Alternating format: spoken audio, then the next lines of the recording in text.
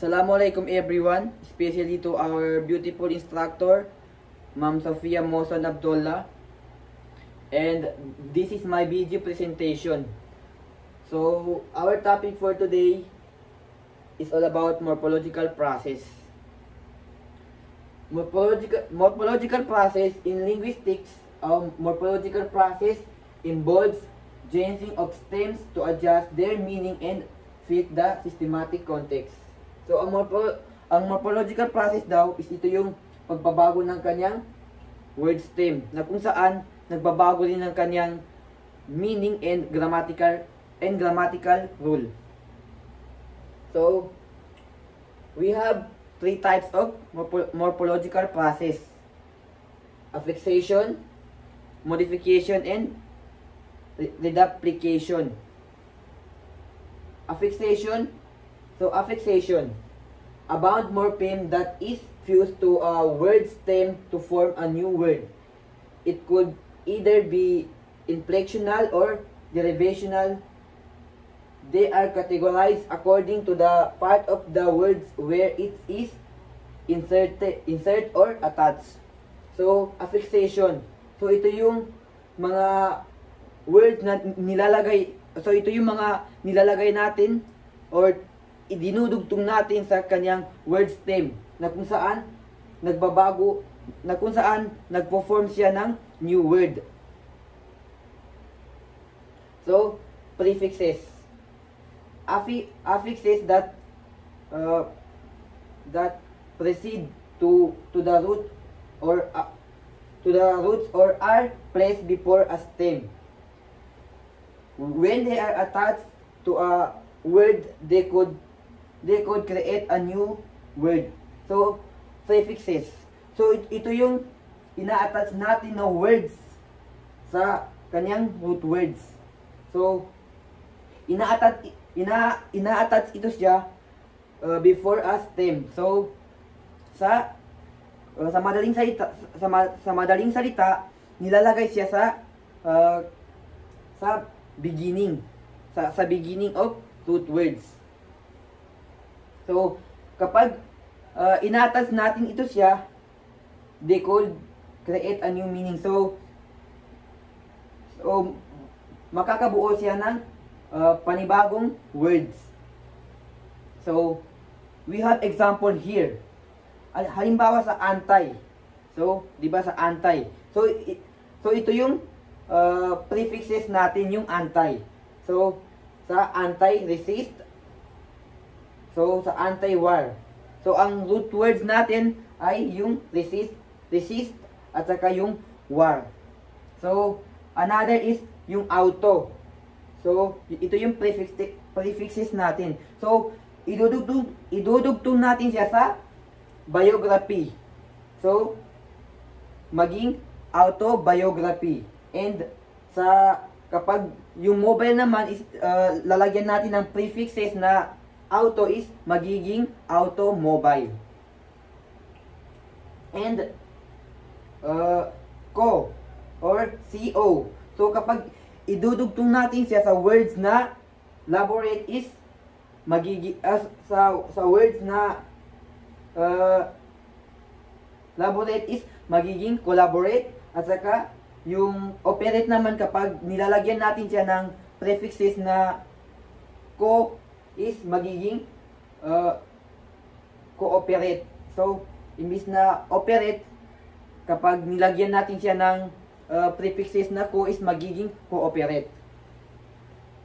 So, let's proceed to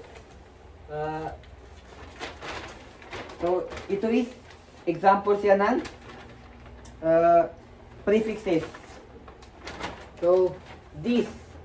So, yung approve at saka missed is kapag nilagyan natin siya ng prefixes na this is maging this approve and this miss.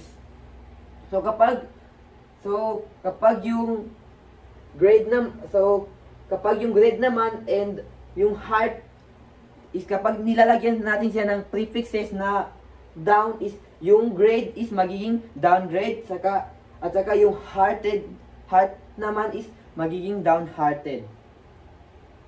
So, let's proceed to suffixes.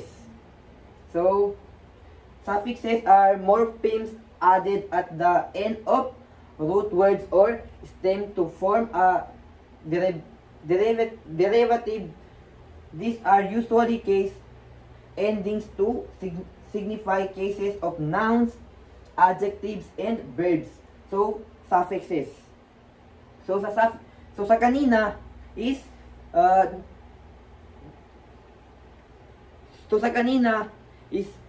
prefixes. So, nilalagay siya before root of words. So, ang suffixes naman is ina-attach siya sa at the end of root words. So, ina-attach siya sa end ng kanyang root words. So, we have example here So, ito yung mga example ng suffixes. So sa example ng suffixes is meron tayong yung aids. So, yung aids, kapag yung bag is dinadagdagan natin siya ng suffixes na aids is magiging baggage. So, yun. So, another example is yung arrive. Kapag nilagyan natin siya ng suffixes is na al is magiging arrival. So, yung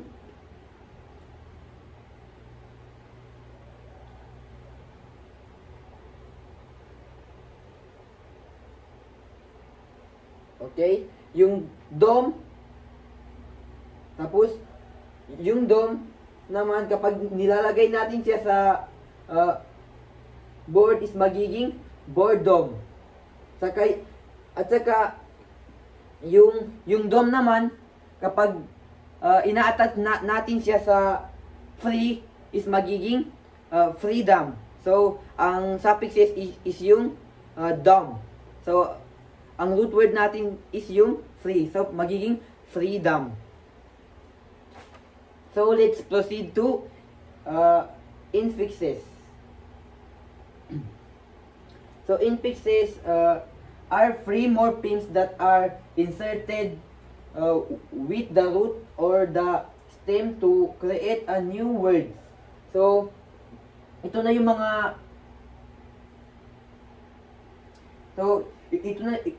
yung mga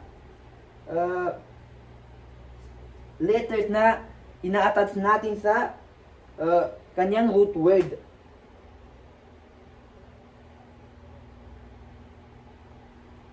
So, ito na yung mga letter na ina-attach natin sa kanyang root words. So, kapag ito'y mailagay natin or ma-attach natin sa kanyang root word is makakabuo siya ng panibagong words. So, we have example here. So, spoonful. So, dito naman is nagiging spoonful. So, ano yung letra na ina-attach natin? So, yung S. So, nagbago yung kanyang meaning because of S. So, spoonful, and spoonful. So, dito naman is passerby and passersby. So, mother-in-law, tapos dito naman is mothers-in-law. So, ang letter na na-attach naman natin dito is yung the same lang sa spoonful. And dito naman is letter S din yung na-attach natin na letter para makakabuo siya ng panibagong words. So, dito naman is runner-up and runners-up. So, ganun pa rin.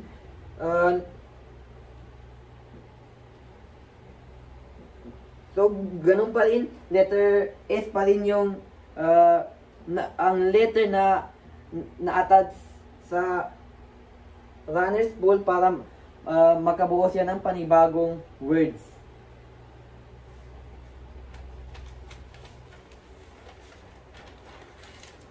So, let's proceed to circumfixes. Are affixes attached in two parts to the stem or roots when prefixes are attached at the beginning and suffixes are attached at the end of the words. Circumfix consists of two parts, prefix and a suffix that together create a new word. So circumfixes. So sa madaling salita, ang circumfixes is ito yung combination ng prefixes and suffixes. So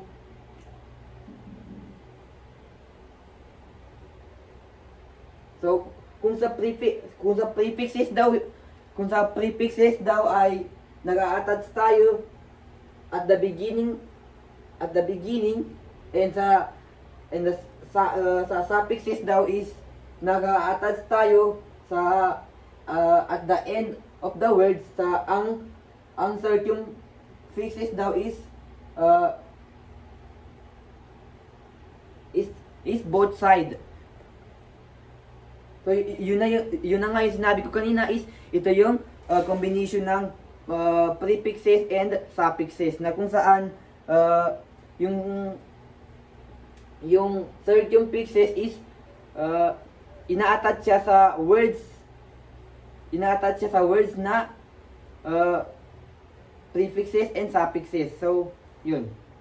So we have example here. So enlighten. So ang root word natin is yung light. So mapapansin natin na meron siyang prefixes which is N, and meron siyang suffixes na N. So enlighten. So another is embolden. So ang root word natin is yung bold. So ang prefixes natin is yung M, at saka ang suffixes natin is yung N. So dito naman is inadvisably.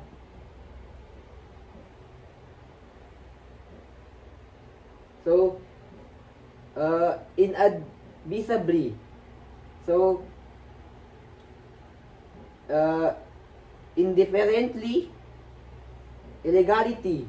So mapapansin natin is ang root word natin is yung legal, at saka yung prefixes natin is yung ill, at saka yung suffixes natin is yung ty. So nagiging illegality. So immobility and immaturity.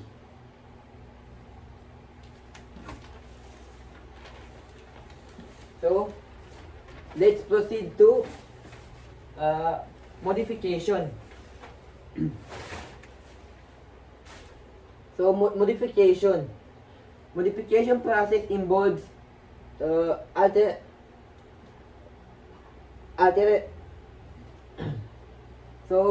modification process involves alteration within a root or stem to adjust to a grammatical requirement of the words in a sentence. This is also similar to a simulfix where there is a modification or change of vowels or consonant which change the sense of words.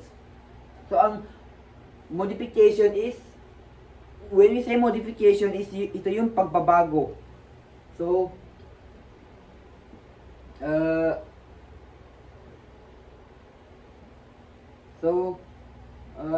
ang modification daw is ito ay tumutukoy sa pagbabago ng kanyang root word to adjust their meaning of the words in a sentence.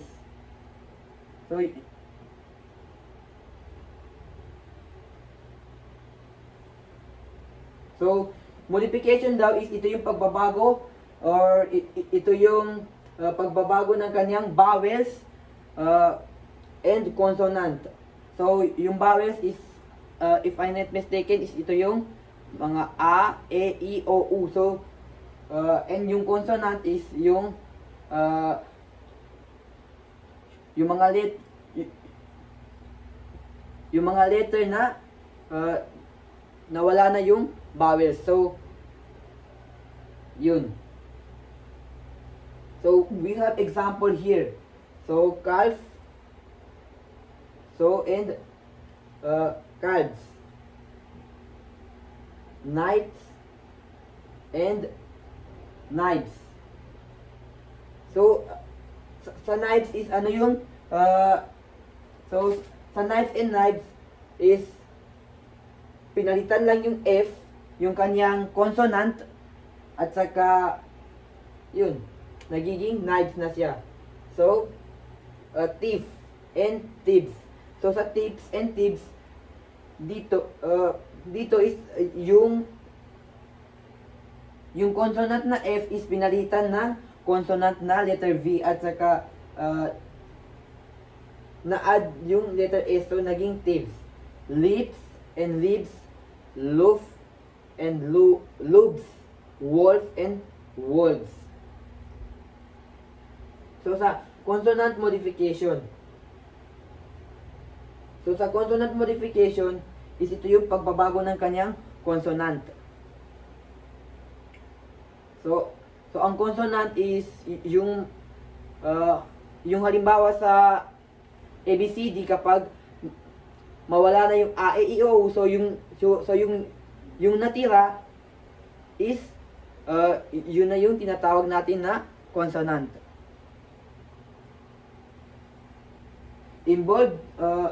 So consonant modification involves changing of the consonant to change its categorized meaning. So ito yung pagbabago or ito yung mga words na kung saan pinapalitan yung kanyang consonant. So kung mapapalitan yung kanyang consonant is magka-create siya ng new meaning. So for example, so dito is include advice and advice. So sa advice naman is yung ibig sabihin is payo. So yung advice naman is yung pinapayuhan. So grief and grieve. So sa grief naman is yung hinagpis at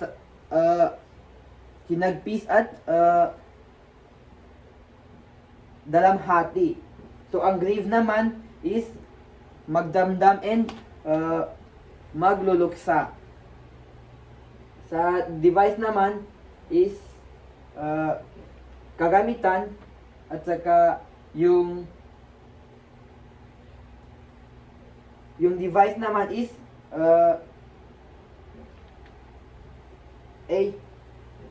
yun, device naman is yung like mag-isip.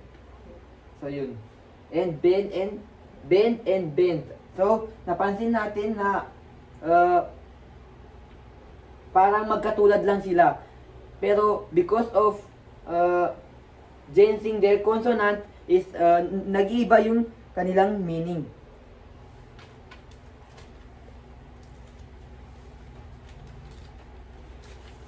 And let's proceed to vowel modification. So when you say vowel modification is yung pagbabago ng kanyang vowels. Involve changing of the vowel to change its categorized meaning.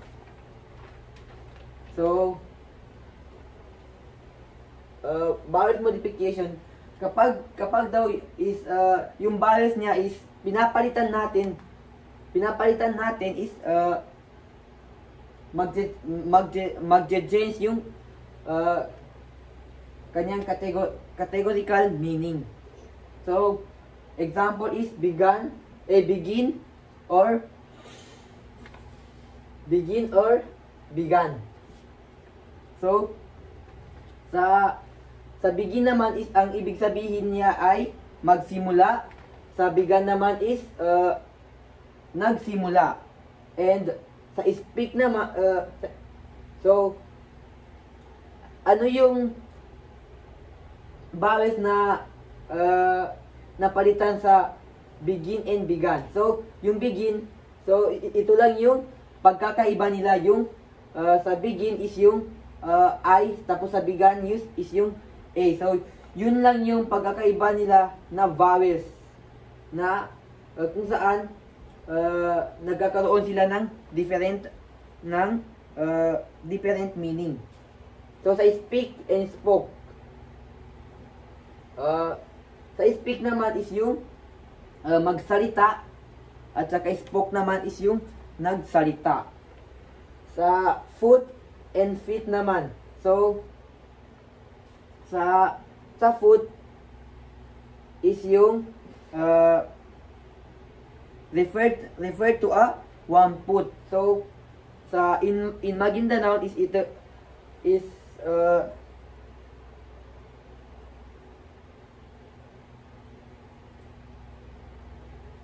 in Maguindanao is ito yung mga kamal na ay yung mga fingers niya, foot. And feet naman is ito yung refer to a multiple foot. So ito yung like paa. Okay, yun. Ring and rang, find and found. And teeth and tooth. So yun. And let's proceed to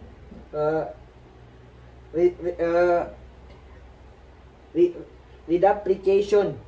So reduplication is a special words formation where all or a part of the base is repeated as a prefixes or suffix. Reduplication could be done in 3 ways.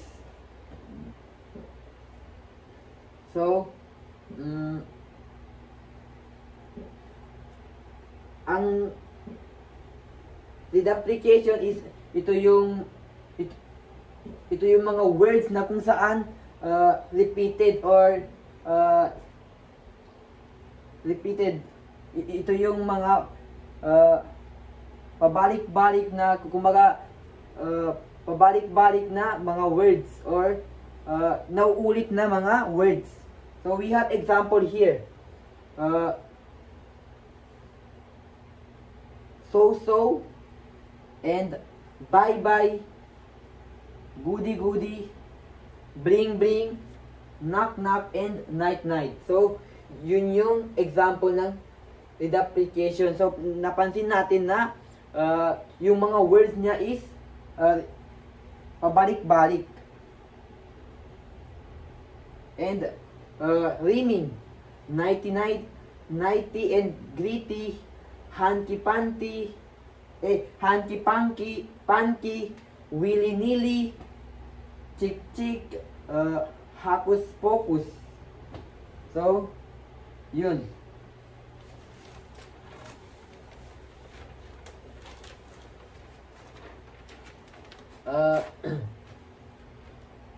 So, a bolt. This is done by shifting the vowel which change the word. So ito yung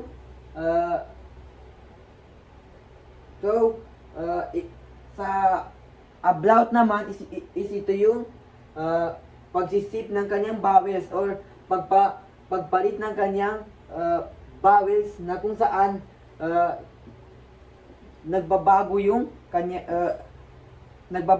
words. So for example, Peter and Pater. So ano yung mga words na pinalitan sa Peter bago naging Pater? So I. So yung I niya is pinalitan ng letter A is letter A is naging patter. So, yung riff and rough. So, sa riff is, yung riff na letter I niya is pinalitan ng A is naging rough. So, riff, rough. Derivational. Words derivational is the process of forming words by adding derivational affixes to the base or root word to form a new word. So,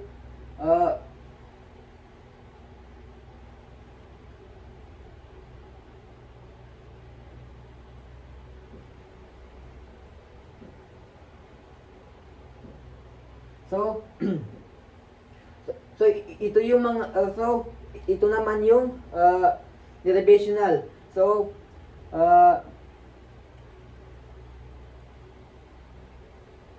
nag-a-add ito yung mga like halimbawa yung kanyang root word is dinagdagan natin siya ng suffixes.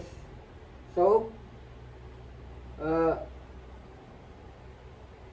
magpo-form siya ng panibagong words or magpo-form siya ng new words.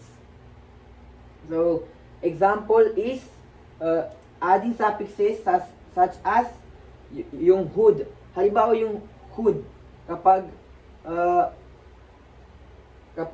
yung words na dinadagdagan natin ng suffixes na words na wood is magbabago yung words ng magbabago yung kanyang words. So, example, halimbawa yung brother, kapag dinadagdagan natin siya ng suffixes na wood is magiging brotherhood.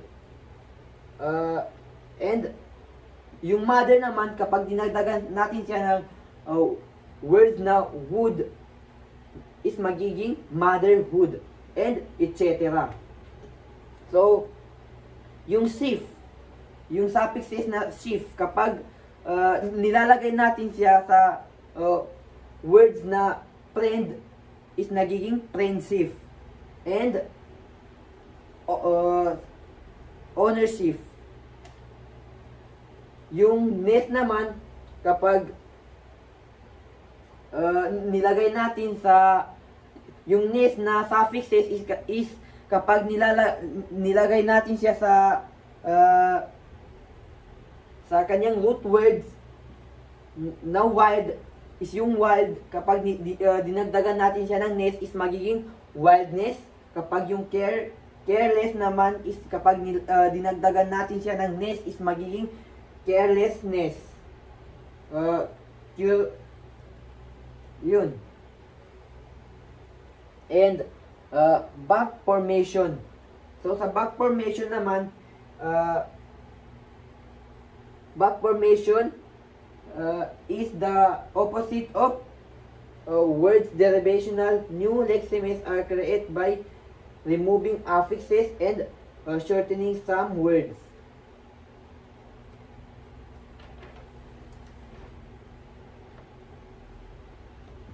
So, ang back formation naman is ito yung kabaliktaran.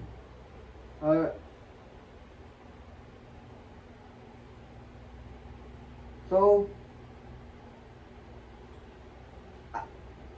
ang back formation naman is kapag yung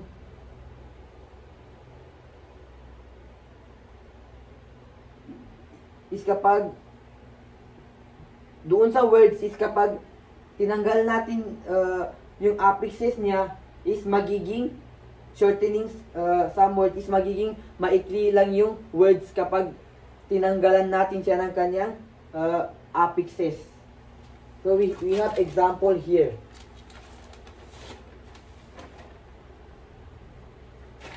So we have example here. Example of back formation include original word and back formation word. So ito yung original niya at saka ito yung back formation. So sa original word is baby sister. So gaya ng sabi ko, is kapag binawasan natin yung kanyang affixes, yung kanyang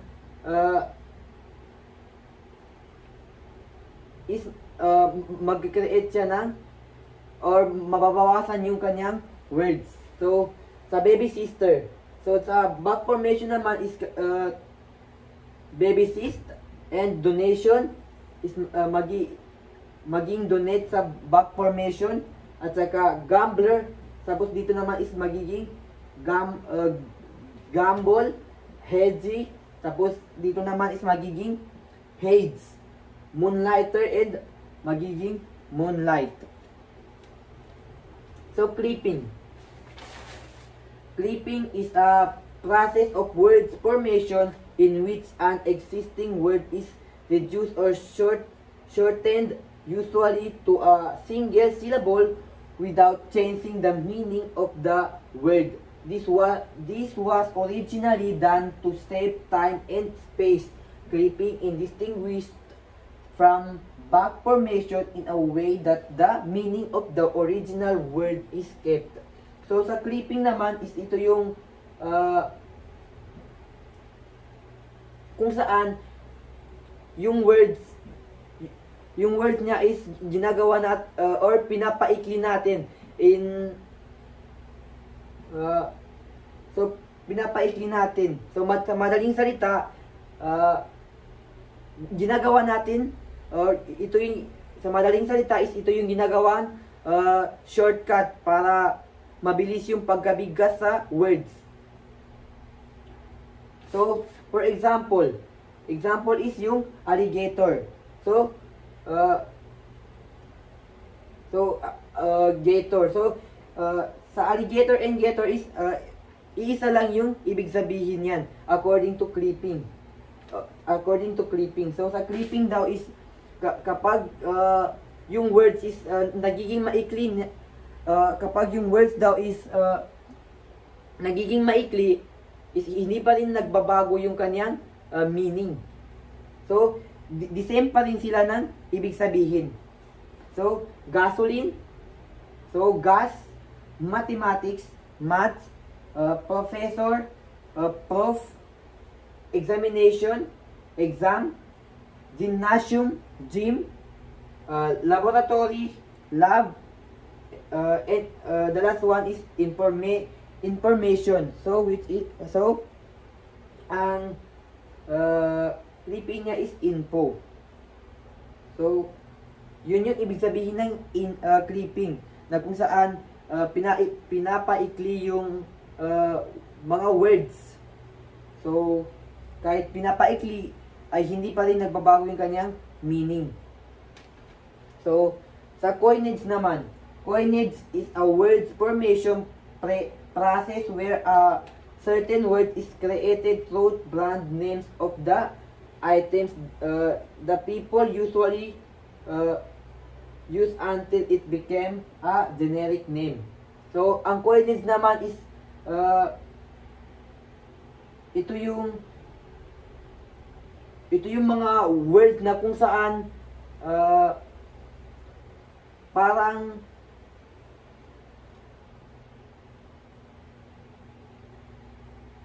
so, ito yung mga words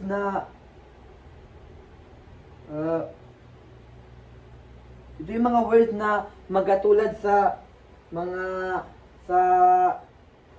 pangalan ng mga brands, or sa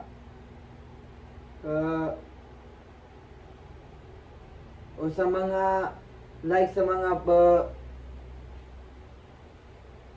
yun, like sa mga generic name. So, ito yung mga words. So, ang coordinates is ito yung mga words na kung saan maihahalin tulad natin sila sa pangalan ng mga brands, item, and generic name. So, we have example here. Aspirin, Pactoid, Kleenex, Jeeper, Escalator, Frisbee,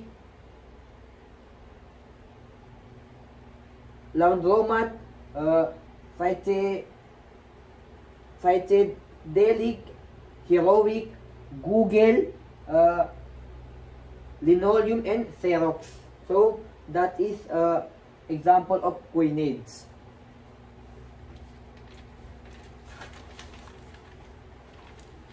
So next is blending. Blending is a blend of of two or more words to generate a new one. In blending, part of two or more words are combined to build a new word, meaning of which is often a combination of the original words. So ang blending, so sa madaling salita is ito yung biniblend yung words, or like pinaghalo-halo yung words para yung halimbawa para yung dalawang words is biniblend siya para maging isang words na lang. So example dito is lite plus slimy, so nagiging slighty. So sa gallop naman, kapag yung gallop and trump, kapag pinagsama sila is nagiging galamp. So yung hazardous, kapag pinagsama sa materials is nagiging hazmat. Tapos advertisement, kapag advertisement and entertainment, kapag pinaghalo sila is nagiging advertainment. Tapos yung biography and picture is kapag pinagsama sila is nagiging biopic. Compounding is a word formation using a combination of two or more lexemes. Compound words may be written as two words joined by a hyphen or one word.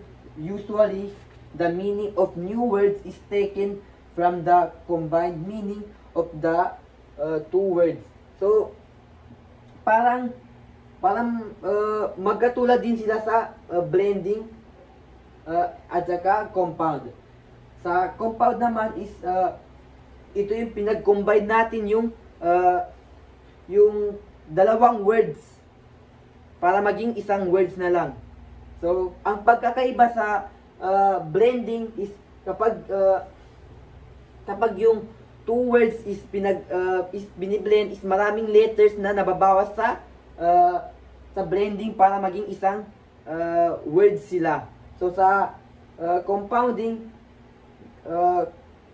pinag-combine lang sila. So walang binabawas na letter or words sa kanila para maging isahan lang. So which is sa madaling salita, yung dalawang words is ginawang isahan na lang. So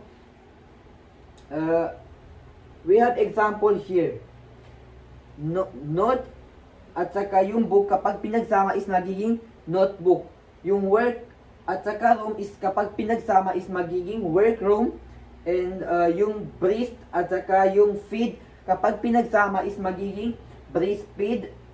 Tapos yung stir at saka yung fry, kapag pinagsama is magiging stir fry. Conversion. In some language, it is possible to form new lexeme whereby word categorized without adding any affixes. This is called conversion.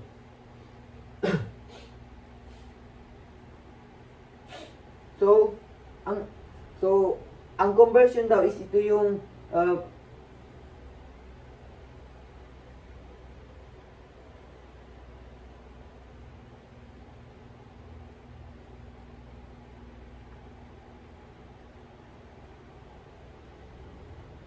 So, ang conversion daw is ito yung mga words na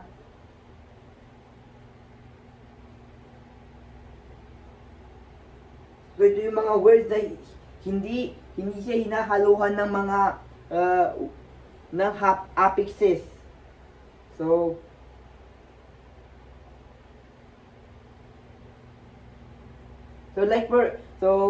like for example, yung battle. Kapag yung battle is noun pa siya, kapag dinagdagan natin ng to is magiging or dinagdagan natin siya ng to battle is magiging verb na siya. Email is noun. Kapag ginawa natin siya ng to email is magiging verb na siya. Ganun din sa I, to I, Google to Google, knife to knife. So, dito na side is noun pa siya. Tapos, kapag dinagdagan natin siya ng to is dito na side is magiging verb na siya.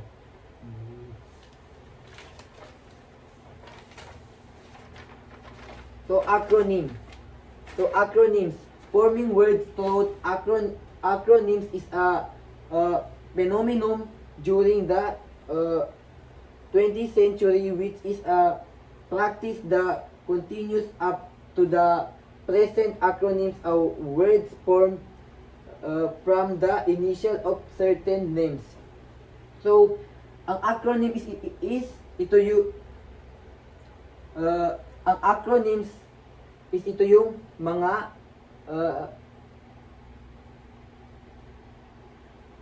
mga letters lang yung or sa madaling salita is ito yung mga initial lang. When we say initial is ito yung mga panimula ng ito yung mga panimulang letter ng mga words.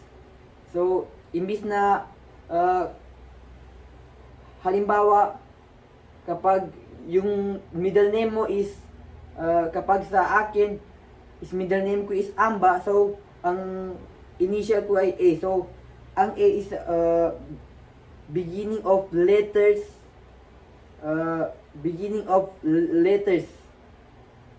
no sa words. So, sa coronavirus disease 2019. So, ang acronyms niya is COVID-19. So, very important person, BIP, acquired immune deficiency syndrome, AIDS. At saka yung ATM naman is automatic teller machine. HIV is human immunodeficiency virus.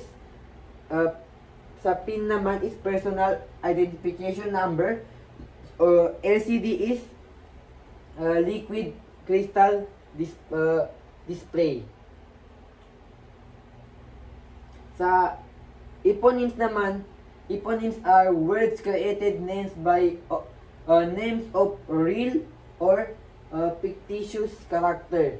These are from proper noun which involve some degree of change in the meaning of the word. So, eponyms. So, ang eponyms is ito yung mga words na maiahalin tulad natin siya sa sa real name, no? Or fictitious character. So, when you say fictitious is ito yung mga katang-isip na ito yung mga katang-isip na kung saan yung words is yung fictitious is katang-isip lang, yung mga katang-isip lang natin. So, maiahalin tulad natin yung eponyms sa real name. So, we have example here. So, sa boycott. So, ito yung eponyms niya. Boycott. Tapos, ihahalin tulad natin siya sa real name. Charles C. Boycott. Cardigan. So, James Thomas Bradnell 7 early of Cardigan. Cyril Ceris Jacuzzi Candido Jacuzzi. Nicotine Jen Nicot. Sandwich, John Montagu, 4th Earl of Sandwich. Sadistic, Marquis de Sade.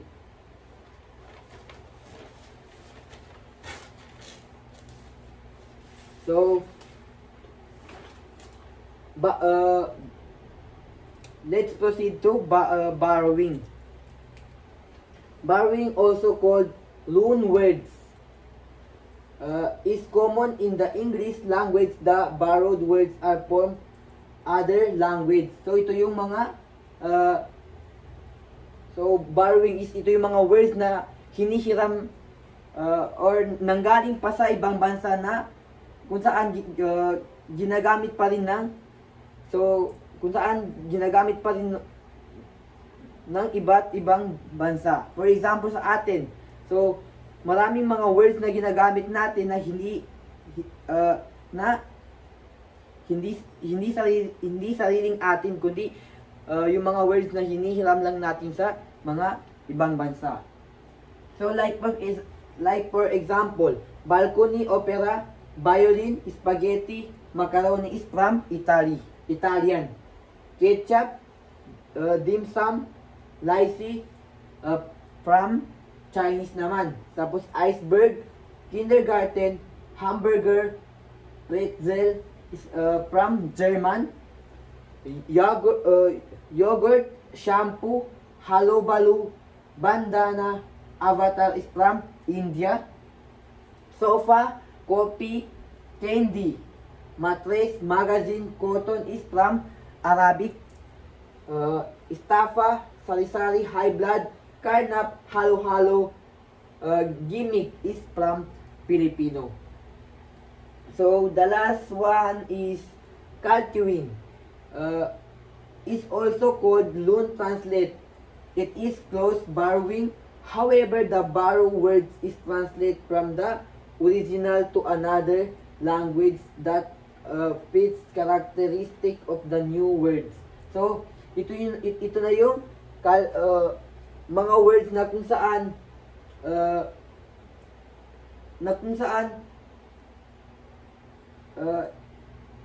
gina-translate natin from the original to another language.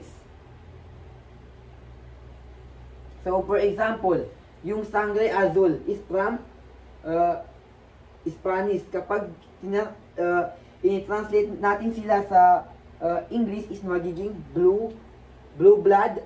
Tapos yung free, verse libre naman sa Prince. Tapos yung pineapple, pinjapol naman sa Dutch. And yung scapegoat, Ojel naman sa Hebreo. So, yun lang po at maraming salamat at sana po